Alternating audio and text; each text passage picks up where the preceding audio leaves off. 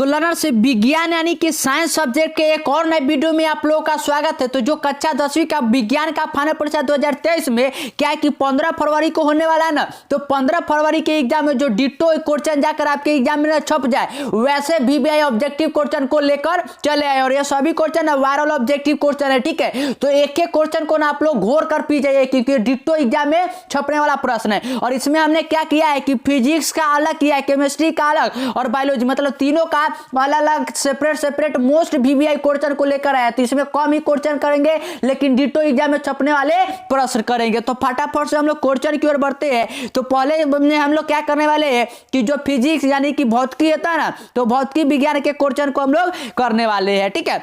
तो पहले क्वेश्चन की ओर बढ़ते हैं। तो पहला क्वेश्चन है क्या कि विद्युत धारा उत्पन्न करने की युक्ति को कहते हैं। पूछा गया है क्या कि जो विद्युत धारा उत्पन्न करता है ना, तो उस युक्ति को हम लोग क्या कहते हैं। तो हम लोग क्या करते हैं कि शादी ब्याह में क्या करते हैं कि जनरेटर लाते हैं, क्या कि वह विद्युत धारा उत्पन्न करे जिससे बल्ब लाइट उठ जले। तो इसका राइट आंसर क्या हो जाएगा, ए यानी कि जनित्र।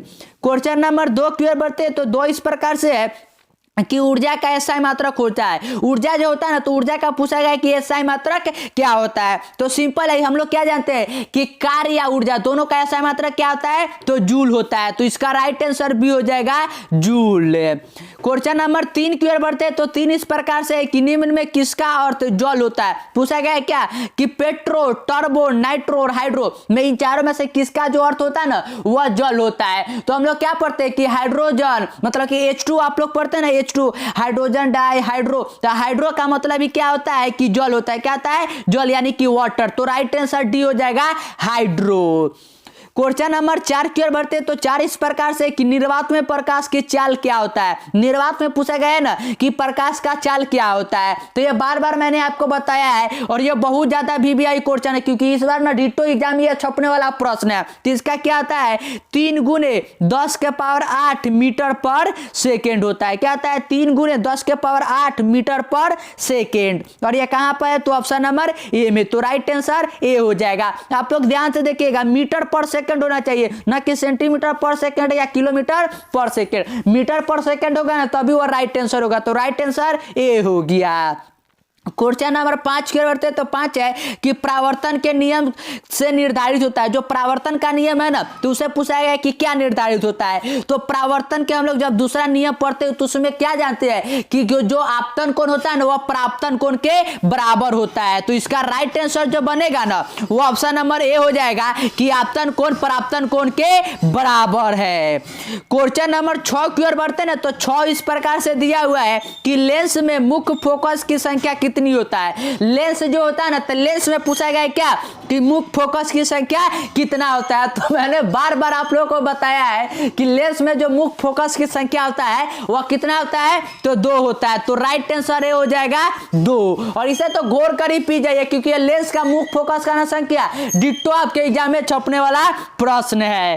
क्वेश्चन नंबर 7 की ओर बढ़ते। तो 7 है क्या कि ताप बढ़ने से चालक का प्रतिरोध। जब आप लोग टेम्परेचर को बढ़ाइएगा तो किसी भी प्रतिरोध का मतलब जो चालक होगा ना, तो उसका प्रतिरोध क्या होगा, यही पूछा गया है, ठीक है। तो मैंने बताया है क्या कि जो प्रतिरोध यानी कि आर जो होता है ना, डायरेक्टली होता है, ठीक है। अगर आर को मतलब टेम्परेचर बढ़ाइएगा ना तो रेजिस्टेंस भी क्या है, मतलब कि प्रतिरोध भी बढ़ता है। तो इसका राइट आंसर जो ना जाएगा वो ऑप्शन नंबर ए हो जाएगा, बढ़ता है। तो आज हमने क्या किया है कि फिजिक्स के 1 से लेकर जो 7 तक के किए ना फिजिक्स के क्वेश्चन, ये डिट्टो आपके एग्जाम में छपने वाले प्रश्न है, ठीक है। और ये सभी VBI और गेस क्वेश्चन है। तो अब हम लोग क्या करने वाले हैं कि केमिस्ट्री के क्वेश्चन की ओर देखेंगे। तो केमिस्ट्री के क्वेश्चन की ओर बढ़ते हैं। तो रसायन विज्ञान का तो पहला क्वेश्चन है क्या कि साग सब्जियों का विघटित होकर कंपोस्ट बनना किस प्रकार की अभिक्रिया है। मतलब क्या है कि हम लोग क्या है कि जो सामान मतलब कि साग करते हैं तो उसका हम लोग फेंक देते हैं तो वह कंपोस्ट बन जाता है। तो कंपोस्ट जो बनता है वह किस प्रकार का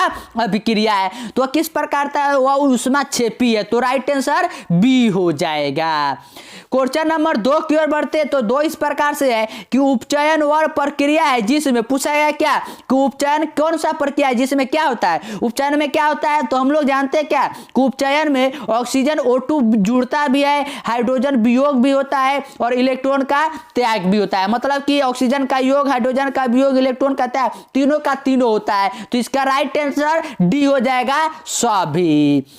क्वेश्चन नंबर 3 की ओर बढ़ते हैं। तो 3 में क्या है कि विद्युत अपघटन में इलेक्ट्रॉन मुक्त होता है। विद्युत अपघटन में पूछा गया क्या कि जो इलेक्ट्रॉन यानी कि ई नेगेटिव होता है तो यह मुक्त होता है, किस पर मुक्त होता है, तो यह किस पर मुक्त होता है, तो ए नोड पर। तो राइट आंसर ए हो जाएगा, ए नोड पर।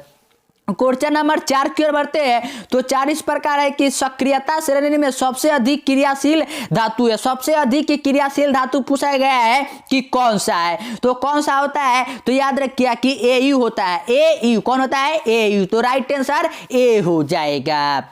क्वेश्चन नंबर 5 की ओर बढ़ते हैं। तो 5 है कि एल्डिहाइड श्रेणी के सदस्यों का क्रियाशील समूह है। जो एल्डिहाइड समूह होता है ना, तो उसके पूछा गया है कि सदस्यों के क्रियाशील समूह क्या होता है। तो हम लोग क्या जानते हैं कि एल्डिहाइड का होता है CHO। CHO जो होता है ना, तो CHO तो ये कहां पर है इसका बना हुआ, तो आप लोग देखिए ऑप्शन नंबर सी में बना हुआ है। तो राइट आंसर सी हो जाएगा।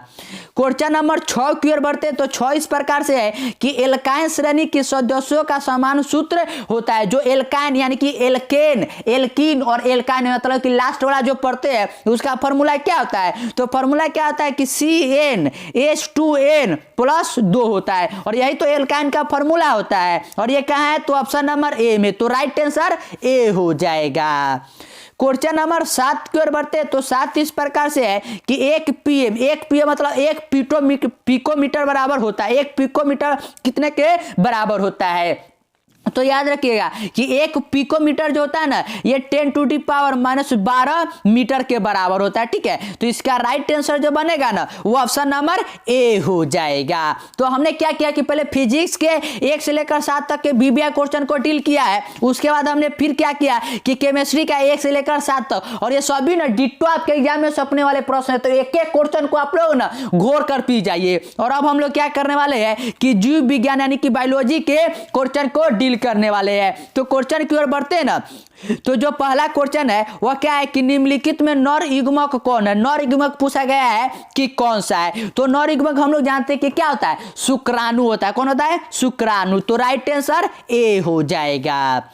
क्वेश्चन नंबर 2 की ओर बढ़ते हैं। तो 2 है कि जिबरेलिन है। जिबरेलिन पूछा गया है क्या कि जिबरेलिन क्या है। तो हम लोग जानते हैं कि जिबरेलिन, ऑक्सीन, ये सब क्या है, वो हार्मोन होता है। क्या होता है, हार्मोन। तो राइट आंसर ए हो जाएगा। क्वेश्चन नंबर 3 की ओर बढ़ते हैं। तो 3 है कि पादप में फ्लोएम उत्तरदायी है। पादप जो होता है ना, तो पादप यानी कि पेड़ पौधे, तो उसमें पूछा गया क्या कि जो फ्लोएम होता है वो फ्लोएम क्यों उत्तरदायी होता है। तो फ्लोएम क्यों उत्तरदायी होता है, तो भोजन वहन के लिए। किसके लिए, भोजन वहन के लिए। तो राइट आंसर बी हो जाएगा। और जाइलम के लिए पूछे ना, तो जाइलम के लिए याद रखिएगा कि वह जल के लिए, जौ से जाइलम होता है, तो जौ से जल याद रखिएगा। जौ से जाइलम तो जौ से जल याद रखिएगा। ठीक है। और क्वेश्चन नंबर 5 की ओर बढ़ते हैं। तो 5 है क्या कि 2 तंत्रिका कोशिका के मध्य खाली स्थान को कहते हैं। 2 तंत्रिका कोशिका है ना, तो उसके मध्य के खाली स्थान को क्या कहते हैं, तो उसे याद रखिए कि उसे सिनेप्स कहते हैं। क्या कहते हैं, सिनेप्स। तो राइट आंसर बी हो जाएगा। क्वेश्चन नंबर 6 की ओर बढ़ते हैं ना। तो 6 इस प्रकार से है कि अलैंगिक जनन मुकुलन द्वारा होता है। अलैंगिक जनन पूछा गया है क्या कि मुकुलन द्वारा किसमें होता है, तो किसमें होता है, तो याद है क्या कि ईस्ट में। किसमें, ईस्ट में। तो इसका राइट आंसर बी हो जाएगा। और क्या किया है हमने कि आज हम लोग इतने ही क्वेश्चन को करेंगे। फिजिक्स में 7 क्वेश्चन, केमिस्ट्री में 7 क्वेश्चन और 6 क्वेश्चन बायोलॉजी में। और ये जो भी क्वेश्चन किए ना, ये सभी क्वेश्चन डिट्टो आपके एग्जाम में छप जाने वाले क्वेश्चन है। तो एक एक क्वेश्चन को याद कर लीजिए। और चैनल को नए पर है तो चैनल को सब्सक्राइब कर लीजिए और दोस्तों के साथ वीडियो को शेयर भी कर दीजिए।